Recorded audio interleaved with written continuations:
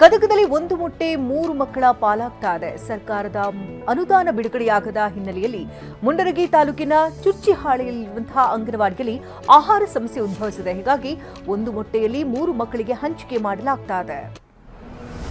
ಬೆಕ್ಲು ಶಿವ ಹತ್ಯೆ ಕೇಸ್ನ ಆರೋಪಿಯಾಗಿರುವಂತಹ ಬಿಜೆಪಿ ಶಾಸಕ ಭೈರತಿ ಬಸವರಾಜ್ಗೆ ಬಂಧನ ಭೀತಿ ಎದುರಾಗಿದೆ. ತಲೆಮರೆಸಿಕೊಂಡಿರುವಂತಹ ಭೈರತಿ ದುಬೈ ಸೇರಿದ್ದಾರೆ ಎನ್ನಲಾಗಿದೆ. ಕಳೆದ ಒಂದು ವಾರದಿಂದಲೂ ಕೆಆರ್ಪುರಂ ಶಾಸಕ ದುಬೈನಲ್ಲಿ ಠಿಕಾಣಿ ಹೂಡಿದ್ದಾರೆ ಅಂತ ಮಾಹಿತಿ ಬಂದಿದೆ. ಸಾಲ ನಿವೇಶನ ಕೊಡಿಸುವುದಾಗಿ ವಂಚಿಸಿದಂತಹ ಪೀಟರ್ ಕ್ಯಾಡಿ ಎಂಬಾತನ ಮನೆ ಮೇಲೆ ಸಿಐಡಿ ದಾಳಿಯನ್ನು ನಡೆಸಿದೆ. ಬೆಂಗಳೂರಿನ ಪುಲ್ಕೇಶಿ ನಗರದ ಕೋಲ್ಸ್ ಪಾರ್ಕ್ ಮನೆಯಲ್ಲಿರುವಂತಹ ಮನೆ ಕಚೇರಿಗಳ ಮೇಲೆ ಪರಿಶೀಲನೆ ನಡೆಸಲಾಗುತ್ತದೆ. ಇನ್ನು ಮುಂಬೈ ಮೂಲದ ಉದ್ಯಮಿ ಮಮತಾ ಶೆಟ್ಟಿಗೆ 4 ಕೋಟಿ ರೂಪಾಯಿ ವಂಚನೆ ಮಾಡಲಾಗಿದೆ. ಹರಾಜಿಗೆ ಬಂದಂತಹ ಫ್ಲಾಟ್ ಚಿನ್ನ ಖರೀದಿಸக்கூಡದಾಗಿ ಸುಹಾಸಿನಿ ಶೆಟ್ಟಿ ಹಾಗೆ ಪತಿ ಪುನೀತ್ ಶೆಟ್ಟಿ ವಿರುದ್ಧ ಉದ್ಯಮಿ ದೂರು ಕೊಟ್ಟಿದ್ದಾರೆ. ಮ್ಯಾಟ್ರಿಮೋನಿ ಮೂಲಕ ಮದುವೆಯಾಗಿ 9 ಯುವತಿಯರಿಗೆ ವಂಚನೆ ಮಾಡಿದಂತಹ ಆರೋಪಿಗಳ ಕೈಗೆ ಮಂಗಳೂರು ಪೊಲೀಸರು ಕೋಳ ತೊಡಿಸಿದ್ದಾರೆ. ಸುಶಾಂತ್ ಪೂಜಾರಿ ಮುಲ್ಕಿ ನಿವಾಸಿ ಭಾಸ್ಕರ್ ಎಂಬುವರನ್ನ ಬಂಧಿಸಲಾಗಿದೆ.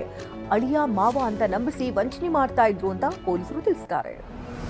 ಮೈಸೂರಿನಲ್ಲಿ ಖತರ್ನಾಕ್ ಕಳ್ಳನನ್ನ ಬಂಧಿಸಲಾಗಿದೆ. ಹಲವೆಡೆ ಕಳವು ಪ್ರಕರಣಗಳಲ್ಲಿ ಭಾಗಿಯಾಗಿದ್ದಂತಹ ಅರುಣ್ ಕುಮಾರ್ ಎಂಬಾತನನ್ನ ಸಿಸಿಬಿ ಪೊಲೀಸರು ದಸ್ತಗಿರಿ ಮಾಡಿದ್ದಾರೆ. ಬಂಧಿತನಿಂದ 12 ಲಕ್ಷ ಮೌಲ್ಯದ ಮಹೀಂದ್ರ ಥಾರ್ ವಾಹನ ವಶಕ್ಕೆ ಪಡೆಯಲಾಗಿದೆ. ಮಲೆಮಹದೇಶ್ವರ ಬೆಟ್ಟಕ್ಕೆ ದ್ವಿಚಕ್ರ ತ್ರಿಚಕ್ರ ವಾಹನಗಳಿಗೆ ಪ್ರವೇಶ ನಿರ್ಬಂಧ ಹೇರಲಾಗಿದೆ.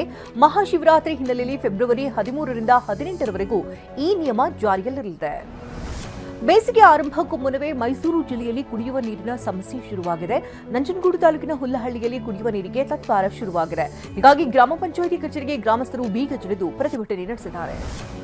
ಕೊಪ್ಪಳ ಜಿಲ್ಲೆಯ ಗಂಗಾವತಿಯ ಹೇಮಗುಡ್ಡದಲ್ಲಿ ಪ್ರಾಣಿಗಳು ನೀರಿಗಾಗಿ ಪರದಾಡ್ತಾ ಇದೆ. ಹೀಗಾಗಿ ಟ್ಯಾಂಕ್ ನೀರು ಕುಡಿದು ದಾಹವನ್ನ ತಣಿಸಿಕೊಳ್ತಾ ಇದೆ. ಇನ್ನು ಟ್ಯಾಂಕ್ನಲ್ಲಿ ನೀರು ಕುಡಿದು ನಂತರ ಟ್ಯಾಪ್ ಬಂದ್ ಮಾಡಿ ಹೋಗ್ತಾ ಇರುವಂತಹ ದೃಶ್ಯಗಳು ಕಂಡುಬರುತ್ತದೆ.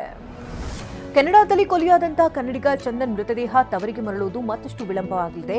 ಭಾರತೀಯ ರಾಯಭಾರ ಕಚೇರಿಯಿಂದ ಓಸಿ ಸಿಕ್ಕ ನಂತರ ಮೃತದೇಹವನ್ನು ಏರ್ ಲಿಫ್ಟ್ ಮಾಡಲಾಗುತ್ತೆ. ಬಾಗಲಕೋಟೆ ಜಿಲ್ಲೆಯಲ್ಲಿ ಬೀದಿ ನಾಯಿಗಳ ಹಾವಳಿ ತಡೆಯುವುದಕ್ಕೆ ಗ್ರಾಮ ಪಂಚಾಯಿತಿ ಸಿಬ್ಬಂದಿ ವಿನೂತನ ಪ್ರಯತ್ನವನ್ನು ಮಾಡಿದ್ದಾರೆ. ಬೀದಿ ನಾಯಿಗಳಿಗೆ ಆಹಾರ, ನೀರು, ನೆರಳು ನೀಡಿ ಆಶ್ರಯ ತಾಣ ನಿರ್ಮಿಸಿದ್ದಾರೆ. ಭಾರತೀಯ ಕ್ರಿಕೆಟ್ ತಂಡದ ಸ್ಫೋಟಕ ಆಟಗಾರ ಅಭಿಷೇಕ್ ಶರ್ಮಾ ಆಸ್ಪತ್ರೆಗೆ ದಾಖಲಾಗಿದ್ದಾರೆ. ಹೊಟ್ಟೆ ನೋವಿನಿಂದ ಬಳಲ್ತಾ ಇರುವಂತಹ ಅಭಿಷೇಕ್ ದೆಹಲಿ ಆಸ್ಪತ್ರೆಯಲ್ಲಿ ಚಿಕಿತ್ಸೆಯನ್ನು ಪಡೆದಿದ್ದಾರೆ. ನಾಳೆ ನಮೀಬಿಯಾ ವಿರುದ್ಧ T20 ವಿಶ್ವಕಪ್ ಪಂದ್ಯ ಆಡ್ತಾರೋ ಇಲ್ವೋ ಅನ್ನುವಂತಹ ಅನುಮಾನ ಶುರುವಾಗಿದೆ.